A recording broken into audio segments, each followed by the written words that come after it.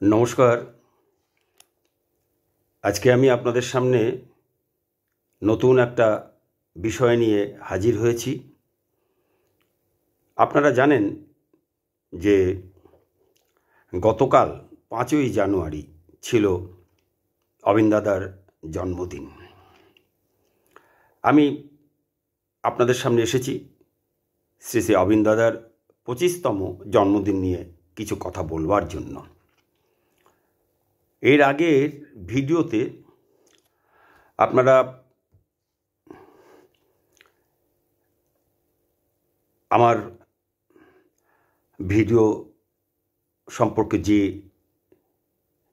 মতামত দিয়েছেন, যেভাবে আপনারা আমাকে উৎসাহিত করেছেন, তার জন্য আমি আপনাদের কাছে কৃতজ্ঞ। আমি আপনাদের সকলের জন্য পরমপিতার রাতুল চরণে সর্বাঙ্গীন মঙ্গল প্রার্থনা করি।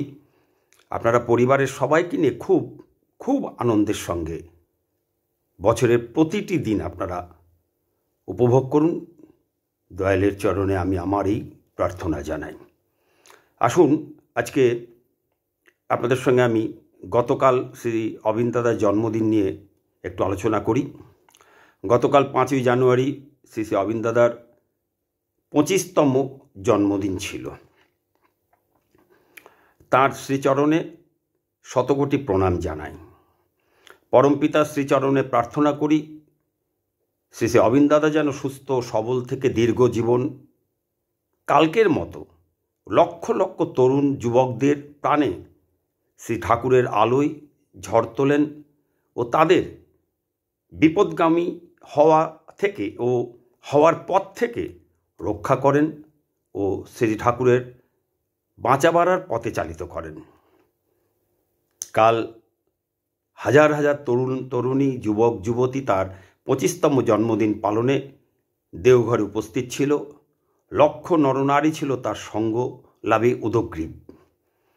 আপনারা যারা দেওঘরে গেছেন তারা আপনারা নিশ্চয়ই জানেন, চাক্ষুষ উপলব্ধি করেছেন। আর যারা আপনারা খবরাখবর রাখেন ফেসবুকে কিংবা আরও সৎসঙ্গ অফিসিয়াল যে সাইট, তাতে যে আপনারা চোখ রাখেন যারা, তারা আপনারা নিশ্চয়ই সেটা দেখতে পেয়েছেন। আসুন এই পুণ্য দিনের কথা মনে রেখে বিশ্বের সমস্ত সৎসঙ্গী যে যেখানে আছি তাকে স্মরণ করি ও শ্রদ্ধা প্রণাম জানাই। আজকে আমি শ্রী শ্রী অবিন দাদা সম্পর্কে শ্রী শ্রী দাদার কথা স্মরণ করে আমার ভিডিও শুরু করছি। শ্রী শ্রী দাদা একদিন বলেছিলেন, আপনারা শ্রী দাদা যারা সৎসঙ্গী তারা জানেন, বর্তমান আচার্যদেব শ্রী বাবাই দাদার তিনি পিতৃদেব ছিলেন। অশোক চক্রবর্তী ছিল তার নাম। সেই শ্রী শ্রী দাদা, তাকে সৎসঙ্গীরা দাদা নামেই অভিহিত করতেন। যারা দীক্ষিত নয়, যারা আমার এই ভিডিও দেখেন, তাদের জন্য আমি এই কথাটা বললাম। তো একদিন শ্রী শ্রী দাদা বলেছিলেন, অবিন, আজ তোকে একটা কথা বলে যায়, একদিন গোটা ভারতবর্ষের মানুষ ঠাকুর ঠাকুর করবে। সেদিন হয়তো আমি থাকবো না, আমি দেখে যেতে পারবো না, তোর বাবাও দেখে যেতে পারবে না, কিন্তু তুই যখন আমার বয়সে আসবি তখন তুই দেখে যেতে পারবি ভারতের সমস্ত মানুষ ঠাকুর ঠাকুর করছে। গতকাল 5ই জানুয়ারি সকাল থেকে আমরা তার নমুনা বা ঝলক দেখতে পেলাম। এমনিতেই প্রতিদিন হাজার হাজার লোকের সমাগম লেগেই থাকে। গত 3রা ও 4ই জানুয়ারি থেকে ঠাকুরবাড়ির ঘরগুলিতে, আশেপাশের ভাড়া বাড়ি ও হোটেলগুলিতে জমায়েত হয়ে এবং উন্মুক্ত প্রাঙ্গণ যেখানে প্যান্ডেল করা হয়েছিল সেই সমস্ত জায়গাও জমায়েত হয়ে চলছিল। এই অল্প বয়সে তিনি কত লোকের আকর্ষণে কেন্দ্রবিন্দু, সেটা ভাবলে অবাক হয়ে যেতে হয়। সমস্ত রাজ্যের সমস্ত সম্প্রদায়ের ছোট বড়, কিশোর কিশোরী, তরুণ তরুণী, যুবক যুবতী, প্রৌঢ় প্রৌঢ়া, বৃদ্ধ বৃদ্ধা, কত আর্ত অর্থার্থী, কত জিজ্ঞাসু, কত জ্ঞানী পণ্ডিত বিদগ্ধ মানুষ তার কাছে ছুটে আসেন তার একটু দর্শন লাভের জন্য, তার মুখের একটু কথা শোনার জন্য। আজ দেওঘরের বুকে তাই হয়ে চলেছে। কেন ছুটে আসেন তারা? কিসের টানে, কিসের তাগিদে?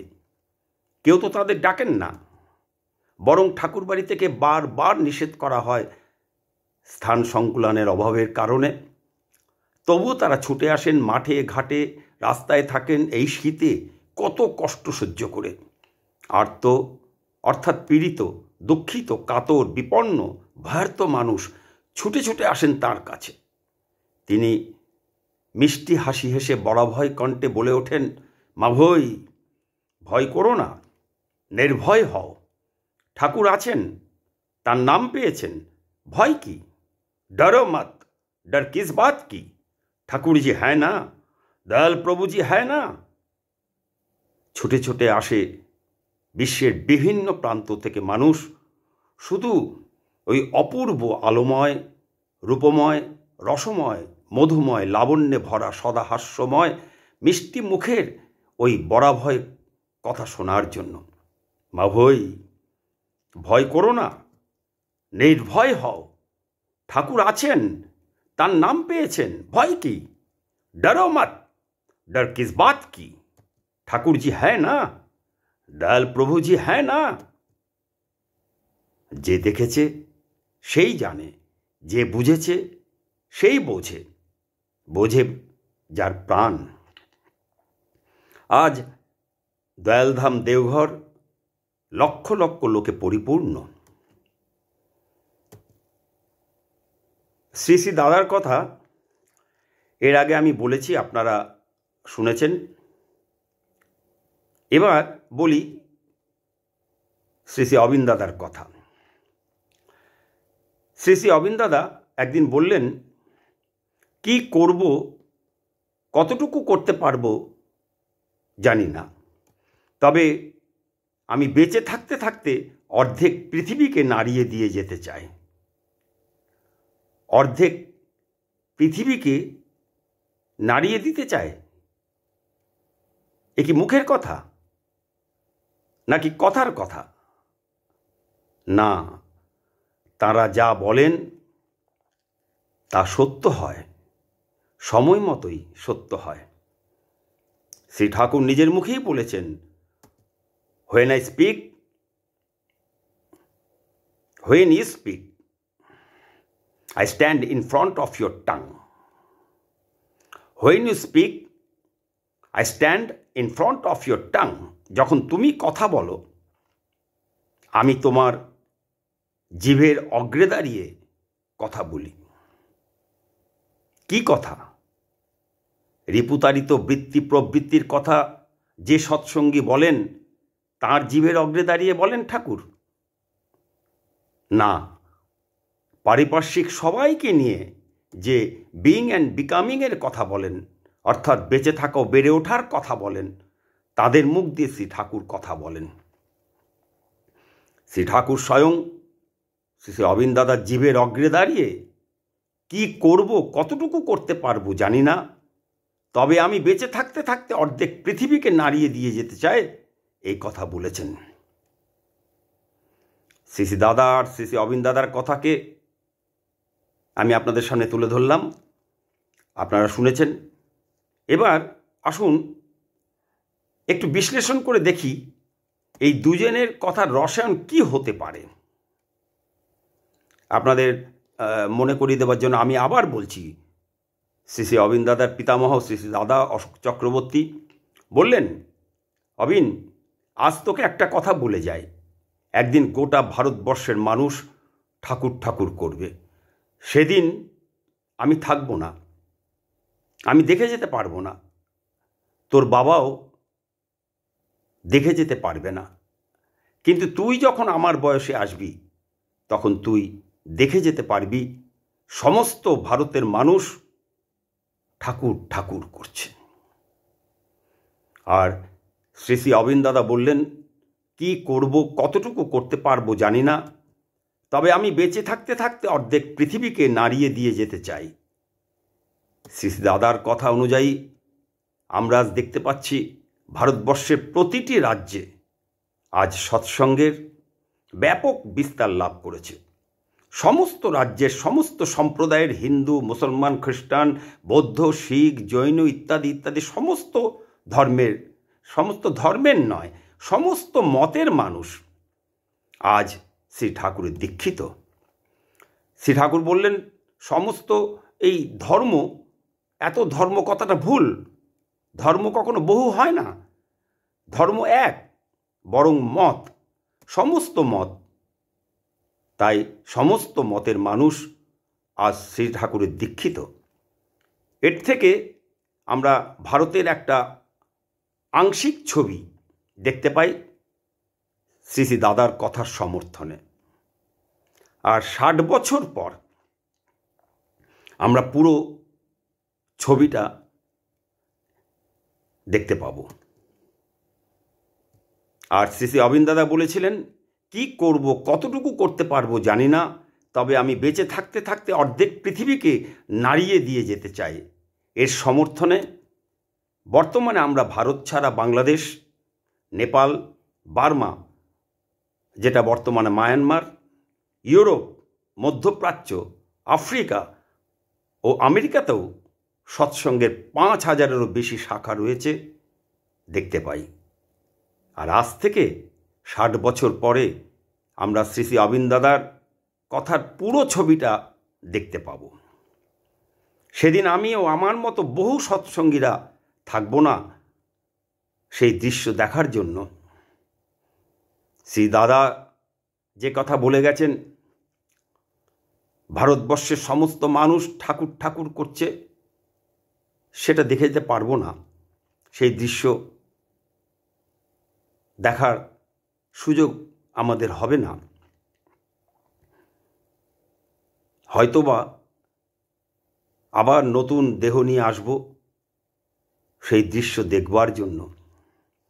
সৎসঙ্গ যে মূলত একটা আন্দোলন, সেই সৎসঙ্গ আন্দোলন, সেই আন্দোলনে সেদিন হয়তোবা আমি সক্রিয় ভূমিকা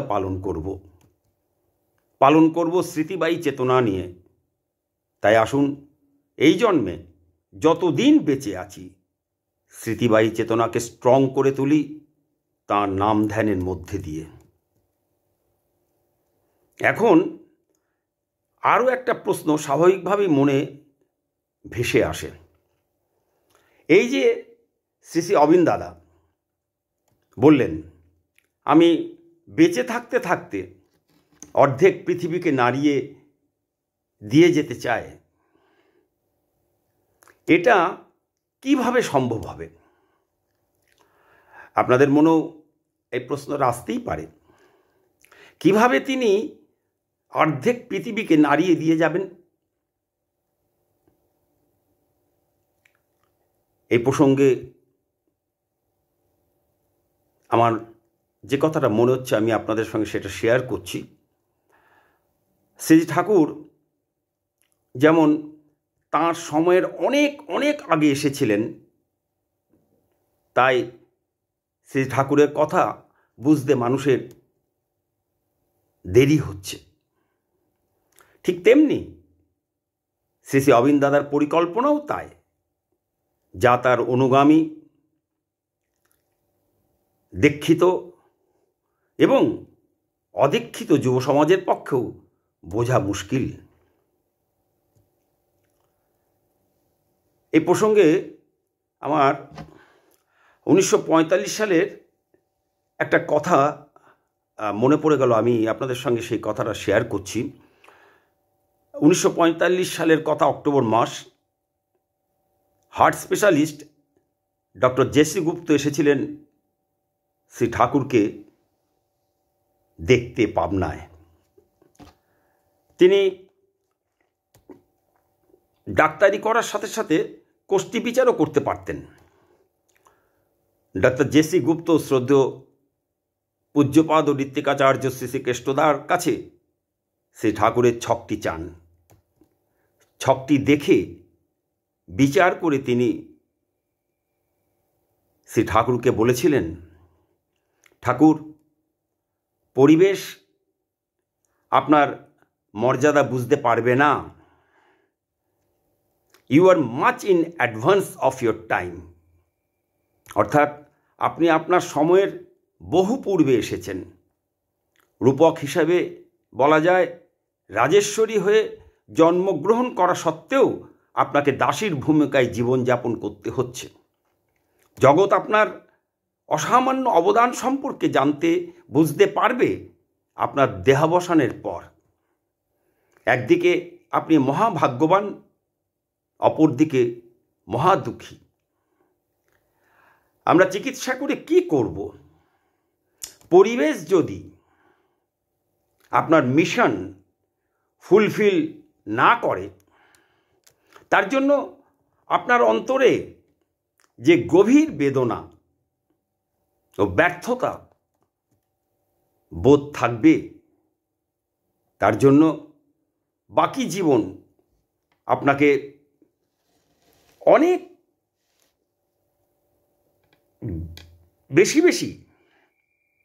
বেশিরভাগ সময়ে অল্প বিস্তর অসুস্থ থাকতে হবে। আপনার ভাগ্য অনেকটা রামচন্দ্রের মতো। সহস্র বান্ধব মাঝে রহিবে একাকী, তোমার মনের দুঃখ কেহ বুঝিবে না। এই হলো আপনার বিধিলিপি। আপনি বড় বেশি আগে জন্মেছেন। পরিবেশের পক্ষে আপনাকে বোঝা কঠিন। আপনার ভাগ্যই প্রতিকূল।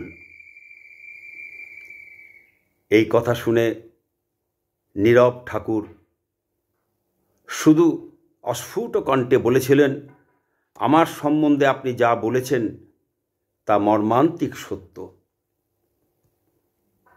আজ আমরা স্পষ্ট অনুভব করতে পারছি তার জীবনের কষ্টের দিনগুলি। স্পষ্ট চোখের সামনে দেখতে পাচ্ছি ডাক্তার জেসি গুপ্তের কথাগুলি কত সত্য। তাঁর সময়ের মহাপণ্ডিতেরা তার কাছে এসেও তাকে একাকী রেখে চলে গেছিলেন। শ্রী ঠাকুরের সময়ে বহু পণ্ডিত দেশ বিদেশের সমস্ত ক্ষেত্রের পণ্ডিতেরা তার কাছে এসেছিলেন। তার কাছে এসেও তাকে একাকী রেখে চলে গেছিলেন। সেই রামচন্দ্রের ভাগ্যের মতো সহস্র বান্ধব মাঝে রহিবে একাকী।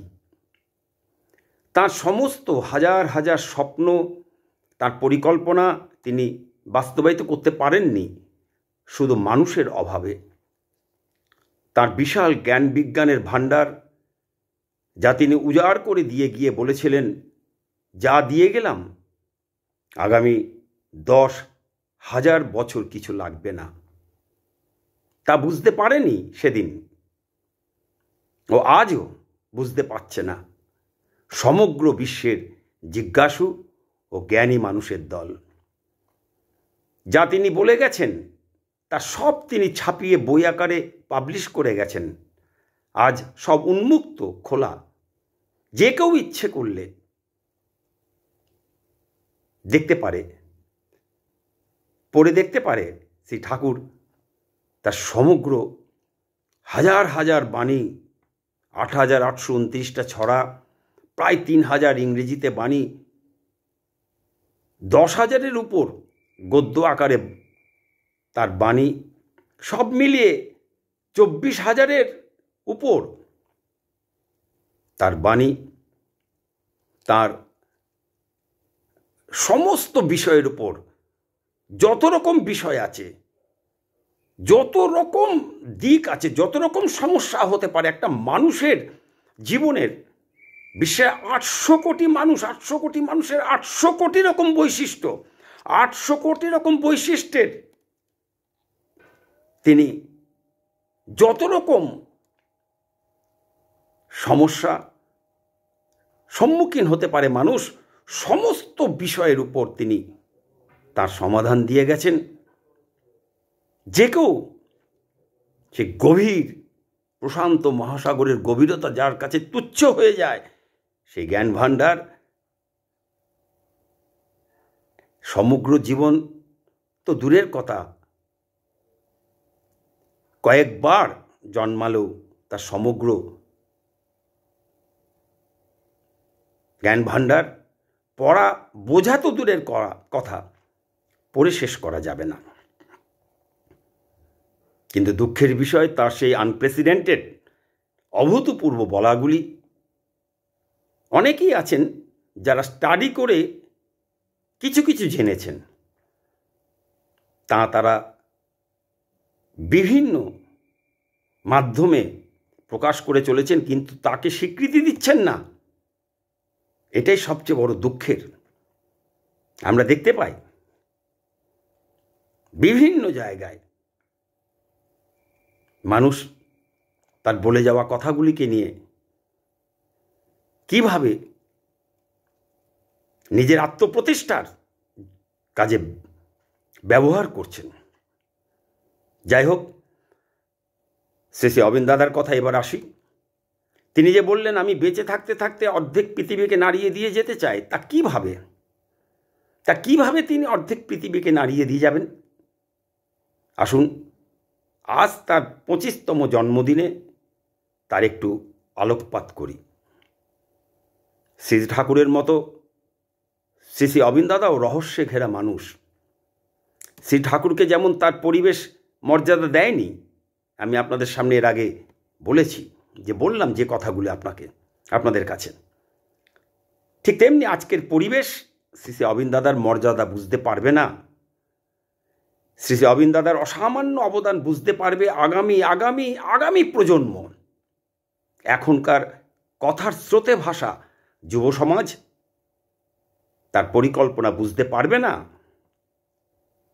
তবুও আসুন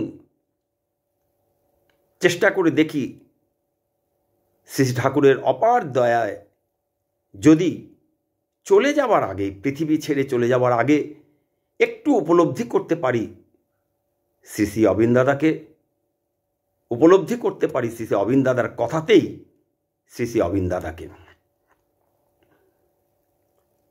গত 8ই জুলাই 2023 সাল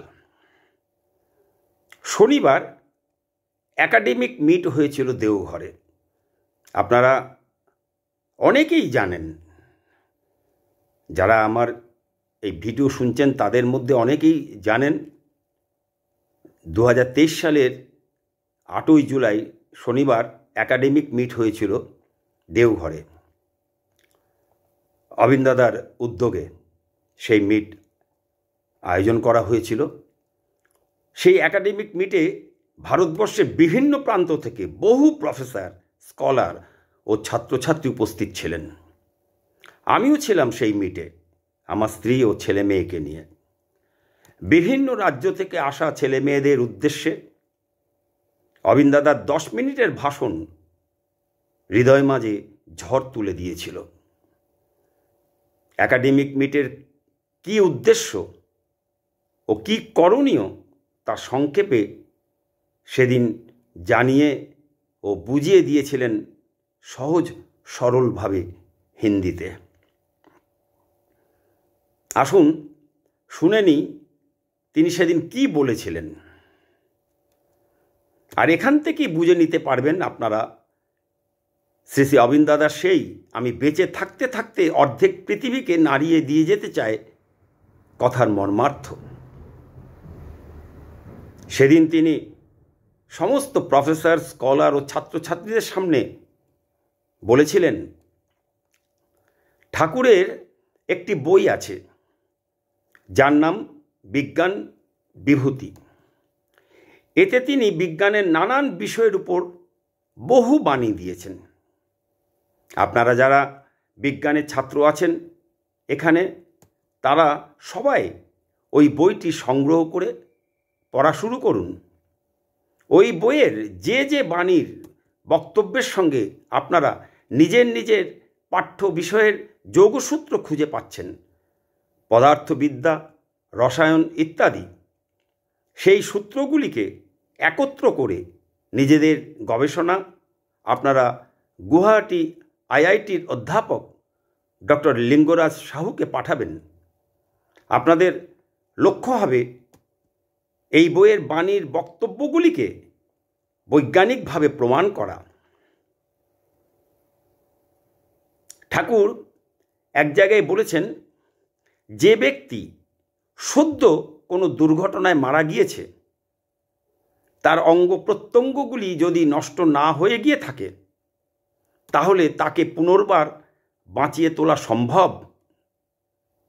কিন্তু আমাদের বিজ্ঞান এখনো অবধি সেই পদ্ধতি আবিষ্কার করে উঠতে পারেনি। সেই জন্য আমরা আমাদের জানার পরিধির মধ্যে দাঁড়িয়েই এই গ্রন্থে তিনি যা যা বলেছেন সেগুলোকে প্রমাণ করার চেষ্টা করব। হতে পারে যে আমাদের গবেষণাকে আজ কেউ মূল্য দিল না, কিন্তু একদিন দেবেই। আমাদের দেশের মহান গণিতজ্ঞ রামানুজন তার জীবদ্দশায় গণিতের যতগুলি তত্ত্ব দিয়ে গিয়েছিলেন, তার মধ্যে থেকে কেবলমাত্র তার পার্টিশন থিওরি, রামানুজনস কংগ্রুয়েন্সেস ছাড়া আর সবগুলি প্রমাণিত হয়েছে তার মৃত্যুর পরে। বর্তমানে ঠাকুরের বাণী সাহিত্যের বিভিন্ন দিক নিয়ে গবেষণা চলছে। পৃথিবীর বিভিন্ন ভাষাতে বাণীর অনুবাদের কাজও চলছে। যতজন এখানে কলা বিভাগের ছাত্র আছেন, আপনারা যদি ঠাকুরের কোনো বইয়ের বিষয়ে নতুন গবেষণামূলক কাজ করতে চান, তাহলে তার চেষ্টা করবেন। বাণী অনুবাদের কাজও আপনারা যোগদান করতে পারেন। সেক্ষেত্রে আশ্রমিক কর্মী শ্রী রণজয় ভট্টাচার্যের সঙ্গে আপনারা যোগাযোগ করবেন। এখন আমরা তথ্য প্রযুক্তিতেও অনেক অগ্রসর হয়েছি, সেখানেও আপনাদের যোগদানের অবকাশ রয়েছে। কিন্তু সর্বপ্রথম আমাদের লক্ষ্য হবে বিজ্ঞান বিভূতির অন্তত 20টি বাণী যেন আমরা ব্যাখ্যা করে উঠতে পারি। মনে রাখবেন, যে কোনো নতুন গবেষণা শুরুর আগে তার হাইপোথেসিস, উপকল্পনা তৈরি করতে হয়। স্টিফেন হকিংয়ের মাথায় যখন প্রথম ব্ল্যাক হোল কৃষ্ণ গহ্বরের ধারণাটা আসে, সেটা এসেছিল একটা কফির কাপের দিকে তাকিয়ে থাকতে থাকতে। কফির উপর ভাসমান ক্রিমের রেখা দেখে তার মনে হয়েছিল যে বিষয়টা এরকম কিছু একটা হতে পারে। এর সঙ্গে সঙ্গেই আমাদের লক্ষ্য রাখতে হবে, যেখানে যত কলেজ বিশ্ববিদ্যালয় আছে, সেখানে ছাত্র ও শিক্ষকদের সবাইকে নিয়ে ঠাকুরের ভাবধারার উপর নানান রকম সেমিনারের আয়োজন করার। সেখানে অংশগ্রহণকারীরা প্রত্যেকে তাদের নিজেদের পাঠ্য বিষয়ের পরিধি থেকে ঠাকুরের বাণী নিয়ে আলোচনা করবেন। যেমন ধরেন, যিনি বাংলা সাহিত্যের ছাত্র, তিনি বাংলা ভাষায় ঠাকুরের মৌলিক অবদান নিয়ে আলোচনা করলেন। এই রকম আমরা যারা যে বিষয়ে পড়াশোনা করি না কেন, প্রত্যেকেরই কিন্তু একটা সাধারণ উদ্দেশ্য আছে। সেটা কি না, আমরা যেন আমাদের পরবর্তী প্রজন্মের জন্য আরও উন্নততর একটা ক্ষেত্র প্রস্তুত রেখে যেতে পারি। ঠাকুরের বলাগুলি নিয়ে আমাদের অনেকের মনেই অনেক প্রশ্ন জমে আছে, যেগুলোর কোনো সমাধান আমরা পাইনি। তার বাণীর ওপর দুরূহ শব্দগুলির তাৎপর্য বোঝার জন্য আমরা শব্দ রত্নকোষ অভিধানটির সাহায্য নিতে পারি। মোট কথা, আমরা চেষ্টা করব আমরা যেন আমাদের জীবদ্দশায় আমাদের পরবর্তী প্রজন্মের জন্য যেন সেই সব প্রশ্নের যতগুলি সম্ভব উত্তর দিয়ে যেতে পারি। এই ছিল শ্রী শ্রী অবিন দাদার সেদিনের 10 মিনিটের ভাষণ। একজন 24 বছরের যুবক পরবর্তী প্রজন্মের কথা ভাবছেন, একজন 24 বছরের যুবক বিজ্ঞানের ছাত্রদের নিয়ে বিজ্ঞানের নানান বিষয়ে দিয়ে যাওয়া শ্রী ঠাকুরের বাণীগুলিকে নিয়ে গবেষণার মাধ্যমে বাণীর বক্তব্যের সঙ্গে পদার্থবিদ্যা, রসায়ন ইত্যাদি ইত্যাদি বিষয়ে পাওয়া যোগসূত্রগুলিকে একত্র করে বাণীর বক্তব্যগুলিকে বৈজ্ঞানিকভাবে প্রমাণ করার জন্য সাধনায় নিমগ্ন। আর কলা বিভাগের অন্যদেরও গবেষণায় উৎসাহী করে তুলছেন ঠাকুরের কোনো বইয়ের বিষয়ে নতুন কোনো গবেষণামূলক কাজ করার জন্য। পৃথিবীর বিভিন্ন ভাষার লোকেরা যাতে শ্রী ঠাকুরের সাহিত্য, বিজ্ঞান, দর্শন ইত্যাদি সম্পর্কে বলে যাওয়া বাণী ও কথোপকথন জানতে পারে, সেই জন্য তিনি অনুবাদের কাজে ইয়াংদের উৎসাহী করে তুলছেন। এর থেকে আপনারা নিশ্চয়ই বুঝতে পেরেছেন শ্রী শ্রী দাদার কথা। অবিন, আজ তোকে একটা কথা বলে যায়, একদিন গোটা ভারতবর্ষের মানুষ ঠাকুর ঠাকুর করবে। সেদিন আমি থাকবো না, আমি দেখে যেতে পারবো না, তোর বাবাও দেখে যেতে পারবে না, কিন্তু তুই যখন আমার বয়সে আসবি তখন তুই দেখে যেতে পারবি ভারতের সমস্ত মানুষ ঠাকুর ঠাকুর করছে। আর শ্রী শ্রী অবিন দাদার বলা, আমি বেঁচে থাকতে থাকতে অর্ধেক পৃথিবীকে নাড়িয়ে দিয়ে যেতে চাই, এই দুই বক্তব্যের মধ্যে রসায়ন আপনারা নিশ্চয়ই বুঝতে পেরেছেন। আজকের মতো এখানে শেষ করছি। শ্রী শ্রী অবিন দাদার একটা সাবধান বাণী দিয়ে। তিনি বলেছিলেন, পৃথিবীর সবচেয়ে বড় ডাস্টবিন হলো মন। এই জন্য তার এই কথাটা বললাম, কারণ তিনি ইঙ্গিত দিয়ে দিয়েছেন যে এই নোংরা ডাস্টবিন মন নিয়ে আর যাই হোক শ্রী ঠাকুরের কাজ করা যাবে না। তা সে যতই অবিন দাদার সামনের সারির সৈনিক মনে করুক না কেন নিজেকে, যত বড় পণ্ডিত বিদ্বান হোক না কেন, অবিন দাদার আগামী অর্ধেক পৃথিবীকে নাড়িয়ে দিয়ে যাওয়ার যে মহাযজ্ঞ, সে মহাযজ্ঞের যদি তপস্বী হতে হয়, তার যুদ্ধের সৈনিক হতে হয়, তাহলে তার জন্য চাই হোলি স্পিরিট, শুদ্ধ আত্মা, পবিত্র আত্মা, শুদ্ধ পবিত্র নির্মল মন। আজকের মতো বিদায় নিচ্ছি। পরবর্তী ভিডিওতে আবার আপনাদের সামনে আসব। আপনারা সবাই পরিবারের মিলেমিশে খুব খুব আনন্দে থাকুন। দয়ালের চরণে এই প্রার্থনা জানাই। নমস্কার। জয় গুরু।